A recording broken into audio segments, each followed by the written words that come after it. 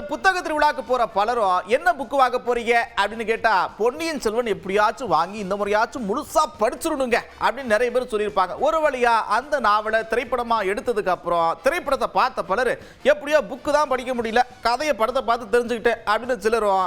பலர் என்ன சொல்றாங்கன்னா, இந்த புக்கில் படித்த சுவாரஸ்யம் திரைப்படத்தில் கிடைக்கலப்பா அப்படின்ற மாதிரியும் சொல்லியிருந்தாங்க. இப்போ அடுத்து வேல்பாரி நாவலையும் திரைப்படமாக எடுக்க போறாங்க. இப்போ என்னப்பா விஷயம்னு கேட்டிங்கன்னா, இந்த கதை நாவல்லாம் படிப்பீங்கல்ல, அதை திரையில் பார்க்குறப்ப வித்தியாசம் ஏதும் தெரியுதா அப்படின்னு மக்கள்கிட்ட கேட்டிருக்கோம். மக்கள் பலவிதமான கருத்துக்களை சொல்லியிருக்கிறாங்க. பாப்பாவா இல்லை ப்ரோ, நம்ம இப்போ புக்கில் படிக்கிறோம், அதில் நம்ம ஒரு அர்த்தம் புரியுது. ஆனால் படத்தில் எடுக்கிறாங்க, அவங்க அவங்க அவங்க ஒரு கதையில் எடுக்கிறாங்க, நம்மளுக்கு ஒப்ப மாட்டேங்க. அவங்க நம்ம மைண்ட் செட்டில் ஒன்று படிச்சிருப்பாங்க, அவங்க ஒன்று எடுக்கிறாங்கன்னா அது வேற மாதிரி இருக்க மாதிரி இருக்குது. நம்மளுக்கு புக்கில் படிக்கிற கொஞ்சம் புரியுது. அவங்களுக்கு ஏற்ற மாதிரி எடுத்துக்கிறாங்க. இந்த மாதிரி கிராஃபிக்ஸோ சரி, எதுனா படம்னாலும் சரி, அவங்களுக்கு ஏற்ற மாதிரி எடுத்துக்கிறாங்க. புக்கில் படிக்கிற வேற மாதிரி இருக்குது, இதுக்கு வேற மாதிரி. அனுபவம்லாம் எதுவுமே கிடைக்கல. ஆனால் புக்கில் படித்தோம்னா கிடைக்கும். ஆனால் படத்தில் பார்த்தா எதுவும் எல்லாமே அவர் சொன்ன மாதிரி கிராஃபிக்ஸ் எல்லாமே அந்த மாதிரி இருக்கும். அதனால் வந்து படிக்கிறது தான் கொஞ்சம் நல்லா தான் இருக்கும். படத்துலலாம் ஒன்றுமே அவ்வளோ இல்லை அந்த மாதிரி எல்லாரும் பண்ணுறது இல்லை. ஒரு 10% தான் கிடைக்குது. எல்லாரும் அதை கொண்டு வரணும். அந்த மாதிரி பண்ணால் நல்லாயிருக்கும். புக்கில் படித்த எக்ஸ்பீரியன்ஸ் வந்து ஒரு 300-200 பேஸ் படிச்சிருப்பேன். அது எல்லாமே அந்த கதையில் அவங்க கொண்டு வர முடியாதுல்ல. ஸோ அதனால் அந்த எக்ஸ்பெக்டேஷன் மூவிஸில் இல்லை ப்ரோ. புக்ஸில் படிக்கும்போது ஒரு க்யூரியாசிட்டி நல்லா கிடைக்கும். ஆனால் அந்த க்யூரியாசிட்டியை வந்து ஃபிலிமில் வந்து ரொம்ப லாங் லாஸ்டிக்காக கொண்டு போக முடியாது. ஏன்னா அடுத்த கட்டத்துக்கு நம்ம அடுத்து போயே தான் ஆகிற மாதிரியான சூழ்நிலை இருக்கும். அதுக்கு வந்து க்யூரியாசிட்டி கிரியேட் பண்ணி ரொம்ப கேப் விட்டோம்னா ஆடியன்ஸ் வந்து என்ன லேக் ஆகுது அப்படின்ற மாதிரி போயிடுவாங்க. அதனால் என்ன பண்ணுவாங்கன்னா டேரக்டர்ஸ் எல்லாம் என்ன பண்ணுறாங்கன்னா அதை வந்து வேகமாக அவங்க கொண்டு வரணுன்ற கண்டி சுருக்கும் போது பார்த்தீங்கன்னா இதில் உள்ள எசன்ஸும் அதில் உள்ள எசன்ஸும் கொஞ்சம் மிஸ் மேட்ச் ஆகத்தான் செய்யும். நாவல் சிறுகதையெல்லாம் படிக்கிறப்ப நம்ம அடுத்தடுத்து என்ன நடக்கும் அப்படிங்கிற ஒரு ஆர்வத்தில் நம்ம படிக்கிறோம்.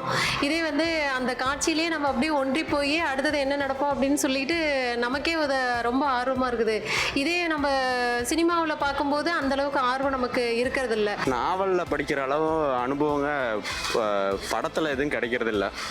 உதாரணத்துக்கு ராஜேஷ்குமார் நாவல் படிக்கிறேங்க, அந்த அளவுக்கு வந்து திரைப்படத்தில் எதுவுமே அந்த அளவுக்கு கிடைக்கிறது இல்லை. அப்படி கிடைச்சா நல்லா இருக்குன்னு தான் கூறுறோம் நாங்கள்.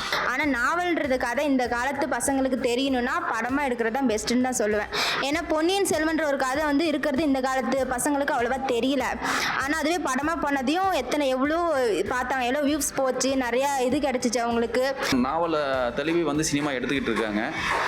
ஆனால் அந்த நாவல் படிக்கிறனுடைய எதிர்பார்ப்பு, அந்த உற்சாகம், அடுத்து என்னங்கிறடைய பாதிப்பு வந்து எங்களுக்கு அந்த நாவல் படிக்கிறப்ப தான் எங்களுக்கு இருக்க வரைய சினிமாவில் வந்து அதனுடைய பாதிப்பு இல்லைங்க. அதாவது நாவலில் படிக்கும் போது நம்ம வந்து கற்பனை தான், அதாவது ஒரிஜினாலிட்டியை நம்ம கொண்டுட்டு வந்துடுவோம். நம்ம கற்பனையோட அது ஒரிஜினாலிட்டி இருக்கும்.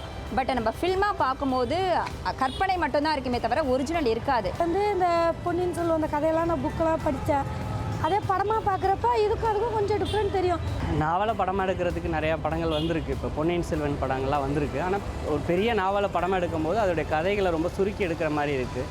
அது வந்து அதனால் அந்த கதையோட மையக்கரு நம்மளை அந்தளவுக்கு பொன்னியின் செல்வன் மாதிரி படங்கள்லாம் என்னென்னா முழுசாக அந்த கதையை நம்மளால் புரிஞ்சுக்கிற அளவுக்கு இல்லாமல் இருக்குது.